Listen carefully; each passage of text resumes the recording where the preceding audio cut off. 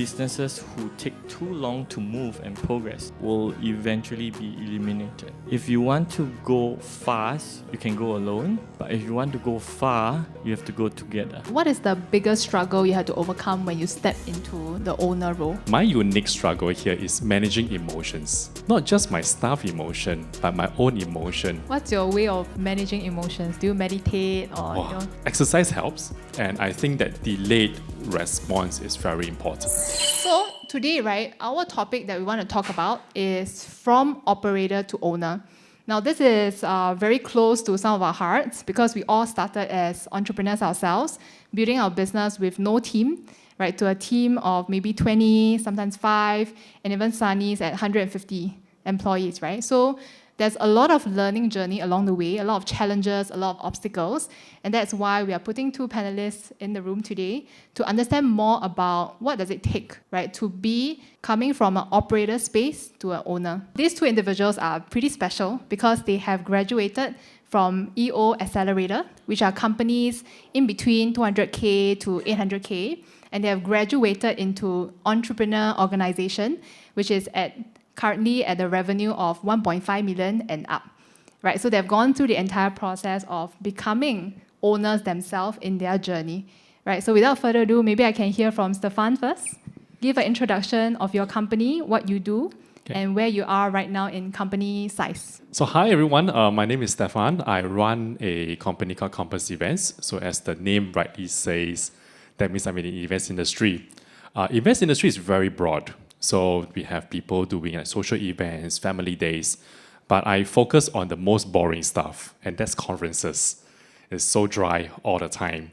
So that's actually my niche. I manage a team of 6 currently, so we have a very lean team. However, this being said, we do have presence and have done conferences of this nature in Southeast Asia. So size-wise is inconsequential in terms for event management team. So that's me. Great, thank you. Who is in the events industry here? Do you know what is the greatest challenge of events industry? Who want to make a guess? Nobody. What do you think? Oh my God, there's so many. What's the key challenge? I think one of the biggest key challenges is it's a bit of a myth busting, to be honest. We think that events guys, right, we don't need to sleep one. We go for a setup, and then we do overnight setup, we go for rehearsal, we run the whole show, then we'll go for a gala. No. There are some of us like that, but most of the time, for my business, because I treasure my weekends, I choose to actually do B2B. So I don't work on weekends. Friday I also here, so not too bad. Yeah. That's great. Work-life integration. I don't believe in that. We'll talk more about that. Okay, how about Sunny? Could you give yourself an introduction, your company, what you do, and your size of the company? All right. Hi everyone, my name is Sunny. I'm the CEO of Custom Made Costume and Merchandise. So we do a lot of B2B business. So something that would be easier for people to recognize, we do costumes for Chingay, National Day costumes, SYF costumes. So we are a manufacturing company. Great, thanks for sharing. Well, the reason why we are putting both of them on the panel, because I think it's a very good contrast where one is a professional service, right, does events for B2B, mainly MICE events, right, you call it? That's correct. Yeah, the other person, Sunny, he is a guy who does a manufacturing company. Right, so both of them will have different challenges in terms of people, in terms of strategy, in terms of operations, right? So we are putting them on the spot here, right, to ask and really debate about some topics they want to go into, right? So the first topic I want to introduce is with regards to the mindset, right, the individual, because both of them have gone through a journey where they break through the ceiling, the $1 million ceiling, and moved on to multi-million dollars. Right, so maybe I can throw the question to Stefan first. Right, do you recall, right, the moment when you realized you had to stop being the operator and enter into the owner role? Oh, that's an awesome question. So a bit of context here that I was actually before events management, I was also in the events industry, but I provide live bands. So if you have, let's say you have a wedding, then you want live music back then. Probably I'm one of the first few people that you will call. I did Stephanie's son's wedding, which is very ironic because she's a musician herself. I did some celebrities. And for the longest time, so I was this guy who would carry the keyboard, do the setup, and also managing the calls. So that's what I do. A bit of a backstory here is that my dad actually founded the company, and I joined him. So in EO, we practice this thing called a lifeline, where we celebrate the 5% and the high and low points and the significant events that shaped our lives. So many years of doing so, and I realized that competition, again, very stiff, everyone doing live band. And I realized that if I continue doing what I did, I will be rendered irrelevant. So I will be not useful, and I don't like not being useful. So my dad offered me to buy his company over, which I did. But I realized that if I kept doing everything myself, I wasn't really building a business here. I was really building a job. So I could, but of course I can delegate, bits and pieces of it, but I was still the bottleneck here. I realized that I need to break out of that operator mindset and step into a business owner mindset. Great question from the team and from the audience. One person mentioned, what is the biggest struggle you had to overcome when you step into the owner role? I think every business owner will have their own struggle. My unique struggle here is managing emotions. Not just my staff emotion, but my own emotion. What do you mean by that? I can see people nodding their head. They understand what I'm talking about. Who understand what he's talking about? Raise your hand. They resonate Managing with me. emotions. Right. Managing emotions. Say, for example, your job description says you want an operational guy. But this person say, can, boss, I can do everything that you say. Wow, steady. But then actualization time, they don't really know what to do. So how do you manage your emotions? How do it not affect you, which inevitably will affect the people around you? And that's very important, isn't it? So I find managing emotions one of the most key challenges for myself. How about you, Sunny? When was the turning point that you decided you have to stop doing and start to hire people and lead them? When I first started, it was in 2012. So as a SME, I would say the term of 包山包海, right? As a boss, you need to do everything. Usually as a boss, you only think, okay, I just need to get sales, deliver the job, we are done, right? But that's not the truth, right? Because you need to manage emotions, you need to think about HR, you need to think about your marketing plan, you need to get your website right. Like, I have no clue about programming, right? So it hit me where I think a few clients wanted me to be at the different events, and they were disappointed that I couldn't split myself into 3 or 4 or 5. And then I realized, okay, it's time I need to duplicate myself, or in whatever form I can, I need to build a team. And that's the only way forward. So there's a saying that says, if you want to go fast, you can go alone. But if you want to go far, you have to go together. And that's where it really hit me. I need to build a team, a very strong team, in fact. Great wisdom nugget. How many of you resonate with him? Your clients are very sticky, always ask for your time, and then you have to show up, right? How many of you? So I want to talk about identity and letting go, right? Because a lot of times as entrepreneurs, at least myself, I'm also running a company, right? It seems really hard to pass on the quality of the work to your team members, whom you know will not perform as well as you as the founder because you care most about the company, right? So what is that identity shift for both of you when you had to think about that or had to overcome that, the identity shift? So for me, I'm a guy, I really enjoy selling something. Be it I sell to the auntie who sells me chicken rice, auntie 帮我加鸡肉加多一点点, and she does it, happy, no need to pay. So I'm that kind of a guy. I love that.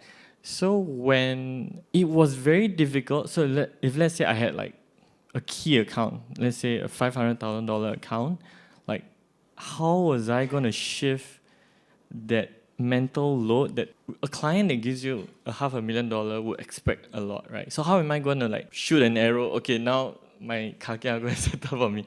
So it's very difficult. And basically, it just hit you one day where you just need to bite the bullet. And I had to shift my own mindset where I cannot be the one handling the client, but I should be the one supporting my team to handle the client. But anyways, it was just a very difficult moment for me. How about Stefan? Do you remember that? I do. For myself, the road of resistance is not as intense. I realized that if I hire people, I want them to come and contribute to the company. If, let's say, I have a client that does give me 500K of business, what if my staff handle and the client can give me 750, right? Because maybe my glass ceiling is at 500. So I always look to that. Yes, there's always that fear that business will be lost, my kakia don't go and service properly. Yes, of course. But I believe in hiring correctly. So I won't chin-cai give my kakia 500K to manage lah. Right, that's just quite silly. So what you do is you take small risk, right? Give your team the space to grow and learn. And I remember you mentioned this thing about controlled risk, how you ensure that they can fail in the right environment. Can you share a little bit more about it? Yeah, fail fast, very important. If they fail fast, so in terms of the hiring process for me, hire fast, test fast, fire fast. Because there's no point in delaying the inevitable. Am I right? So I feel that once I put them in that particular situation, you will know where they stand. Great point. You know, from the audience, both of the questions above are about the right talent. Right, so let's explore more about talent and hiring, because I know that both of you have a very different company culture. Of course, one is in manufacturing, right, meaning it's a lot more hierarchical, I believe so. Depends? Okay. Stefan's team is smaller, so naturally the management style will be different as well, right? So let's talk about your first hire. I think a lot of entrepreneurs, especially solopreneurs, and then they start to build up and have a bigger business, have a bigger team, right? What are your considerations for the first hire?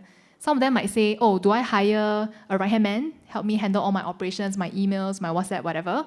Or do I hire someone to take care of a role, meaning it's a BD or marketing team member or sales, so on and so forth? So Stefan, do you remember, or maybe Sunny?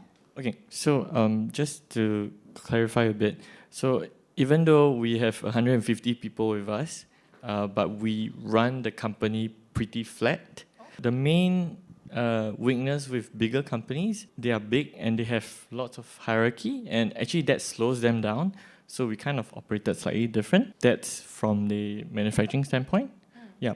Can you elaborate more about flat structure? What does that mean? So basically my team, after we put them in their separate functions and department, they have access to me in a way. If let's say a team comes on, let's say my design team comes on, hey, Sunny, we have a problem with the design, right?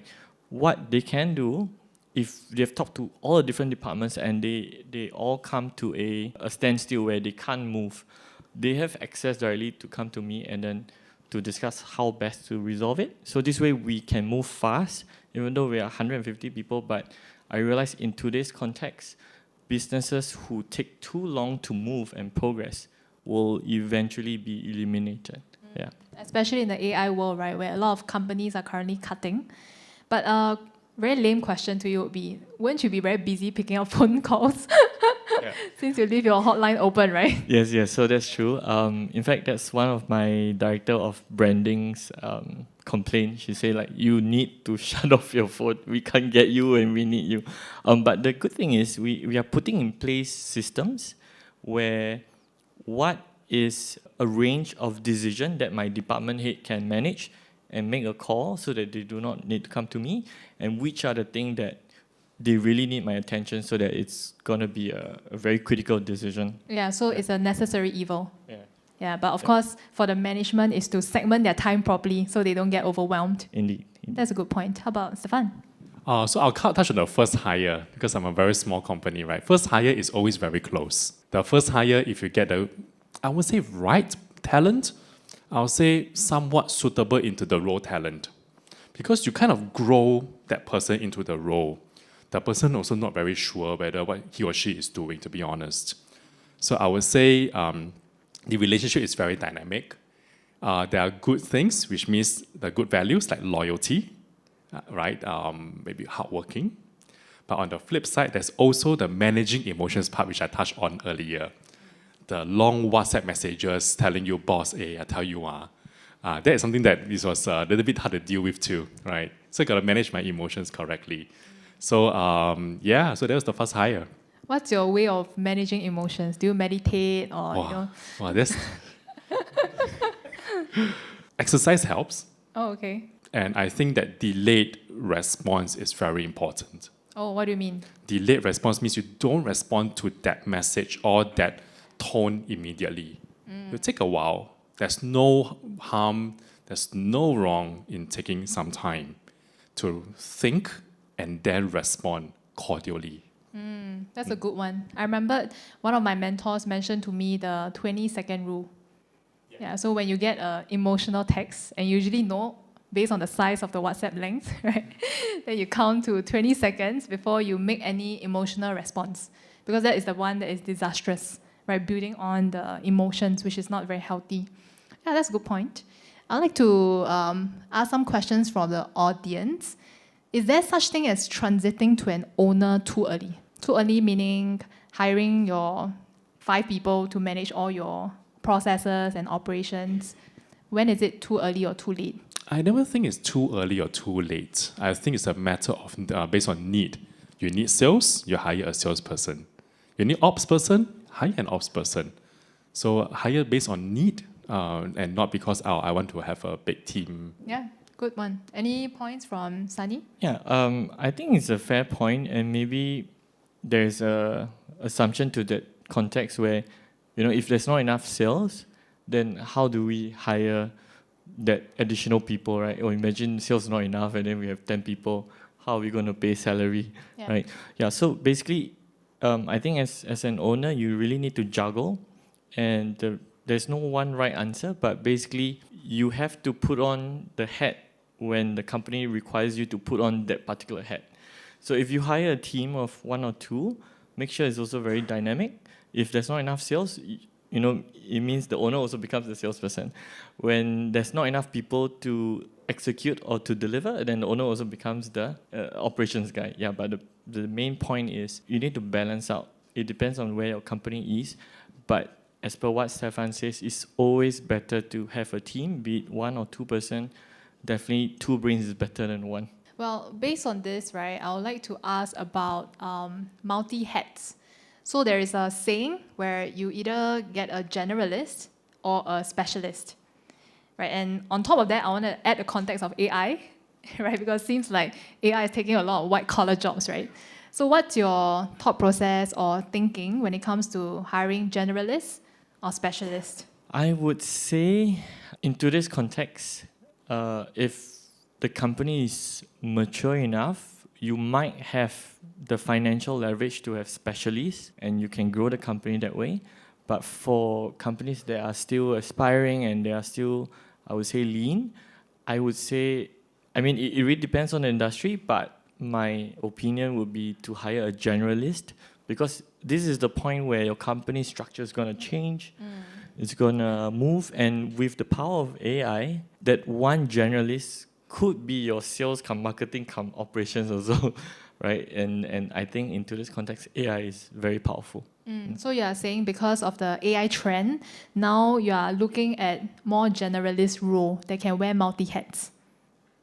Is that applicable in the industry, Stefan? In the events industry, I'm afraid the separation of roles are quite clear. But I like what DBS CEO said, Tan Sushan. So I'm going to quote her. She said this: don't hire for knowledge, because knowledge is ubiquitous. Knowledge has been democratized. Hire for attitude, because you want to hire people who are agile and humble. So I think that would be the value set that I will base on. Instead of whether is it general or specialist, I think if they are dedicated enough, pay them well enough, that's very important. I think you can use AI as a supplementary tool to supplement whatever gaps that they might be facing. Seems like many people have questions with regards to hiring the right talent. Maybe a good deeper dive into hiring for skill versus hiring for values. And I think based on what DBS CEO mentioned, it seems like more on attitude and the soft side of things, right? So in both your consideration, when you're hiring someone, what are some of the values that are 100% non-negotiable?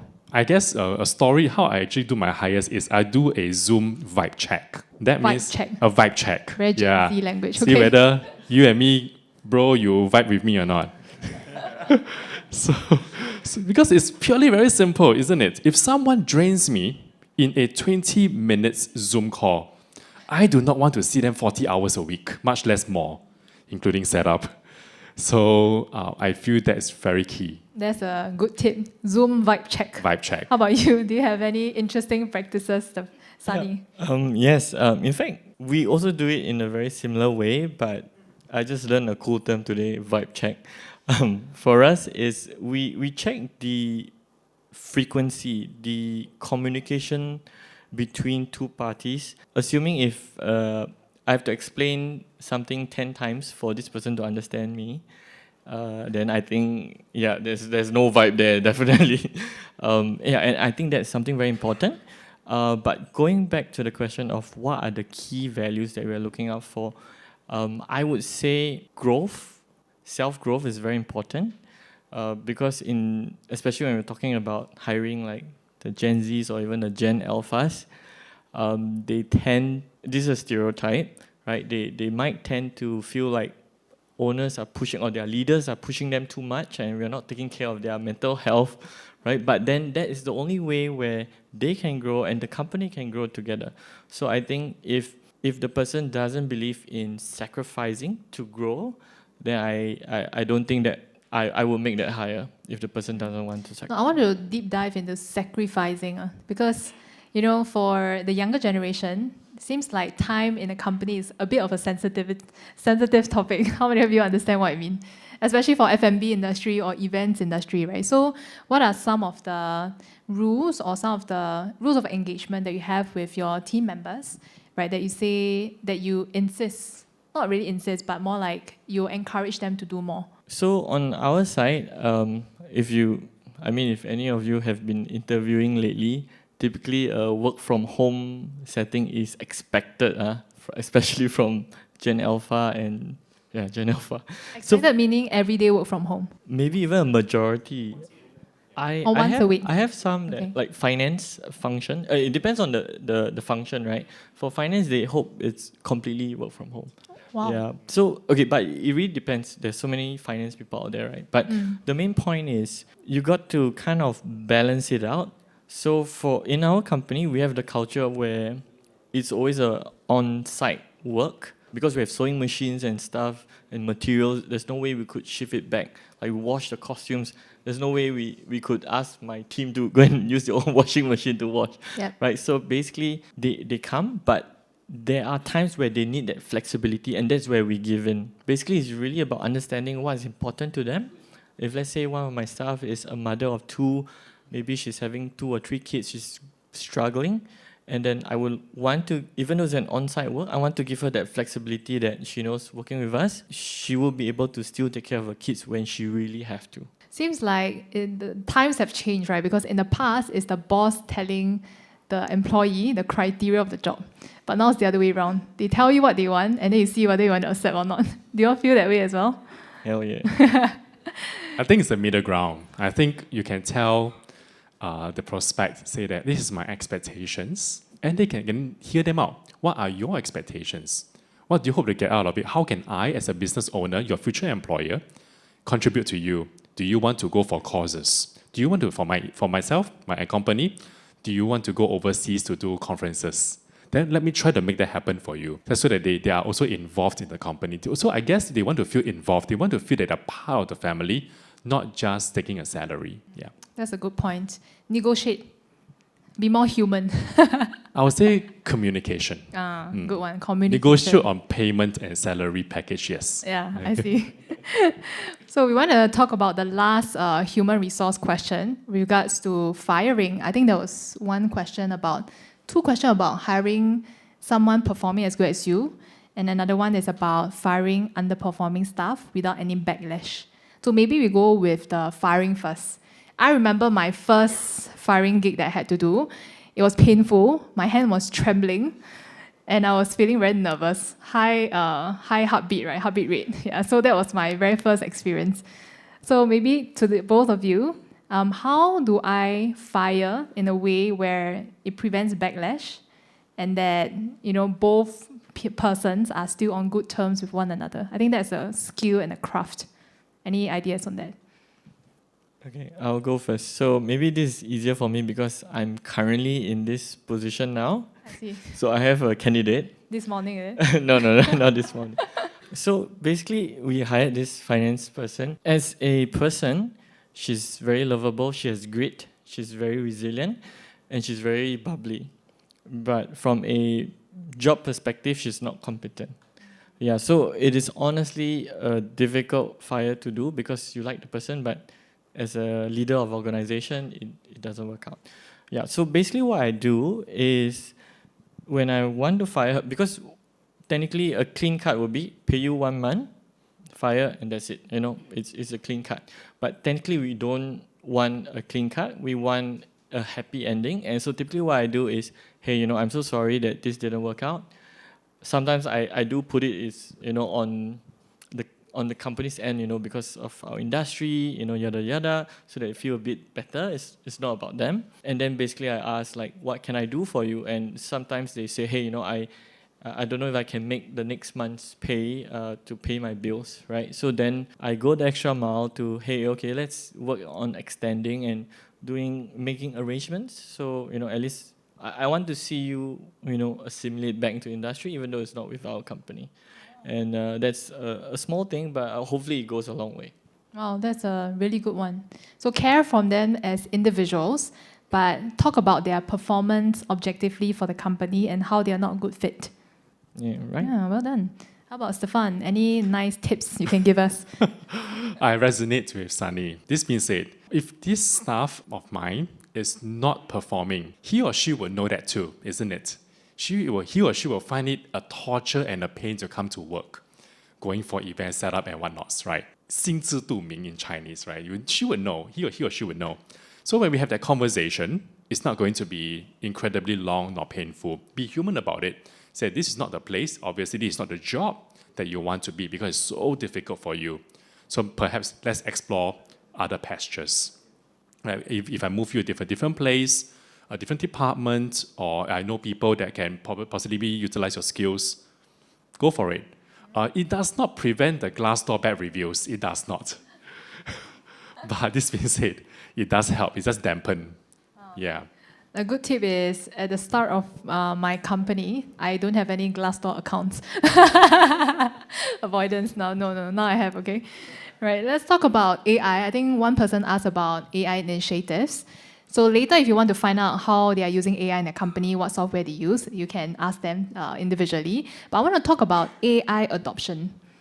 Right, I think this is the time and the season where every company is trying to figure out GPT, figure out all the AI tools, right? So for both of you, running different companies and different contexts, right? How do you handle staff resistance in AI adoption? I think the key thing here is we talk about AI broad stroke. Is AI replacing jobs? I think it's not replacing jobs, but it is replacing excuses. With AI, you do not have a place, the excuses doesn't have a place anymore. In that context, I feel that my staff who does not embrace AI, for example. Okay, sorry, I'll give you a story. Okay, let's think about this. Usain Bolt, the runner, right? Think of Usain Bolt, fastest man on earth as my generation, as a sprinter. He's always sprinting. AI is always sprinting. If you jog, you can see Usain backside, but quite far away. But you're still keeping pace, right? But if you choose to stand still, then Usain will leave you in the dust. And that's how AI is. AI, from what I've gathered, because I manage conferences, is like the internet. Can you imagine you do not have internet now? You don't know how to use the internet. Can you survive? Somewhat yes, but most part no. So that's how I look at AI. Great point. I love the Usain Bolt example. Examples of a great communicator using analogy, right? One skill of a leader, good leader. How about you, Sunny? I would say in today's context, AI very much essential. The culture or the sentence that I go about in our company every day is, let's spend our time doing the actual smart work and let's give AI a chance to do the stupid work for us. And we don't even like doing that. And that's how I try to bridge it. But let's face the reality. I have designers, and then they will be like trying to prompt like Midjourney or like Meta or to get the exact design right. And then like they probably tried like for 4 hours, and then they didn't get it, and you say, boss, this AI no good lah. Confirmation bias. Yeah, and then, so that's where it gets tricky, because AI is still new, and our team, or maybe that particular designer, tried it for the first time. So she doesn't know that, or he or she doesn't know that it is in the way that it is being prompted. It's not the problem with the AI. If she improves her prompt, actually the output or the quality of the output could be better. And so then again, it goes back to the saying where the jobs will go to people who know how to use AI as per to those people who were just doing their jobs without using AI. But what if, the team just refuse or give a lot of resistance? What will you do? Depends on values, isn't it? It's like the air that you breathe, right? If you do not try and say no, because AI is not meant to replace work. We use AI to kill the grunt work. That's what we do, right? Then we over-invest in the experience that only humans can deliver, which is taste, which is judgment, partnership. Thankfully, in my line of work, just because we do use AI and we see how much time can be cut, can be reduced by using AI, I think everyone's mostly on board lah. So you show by proof and track record. Yeah. Yeah, so for Sunny, you appeal to them by saying you don't want to do the dumb work, right? So use AI to help you. Okay, great tip.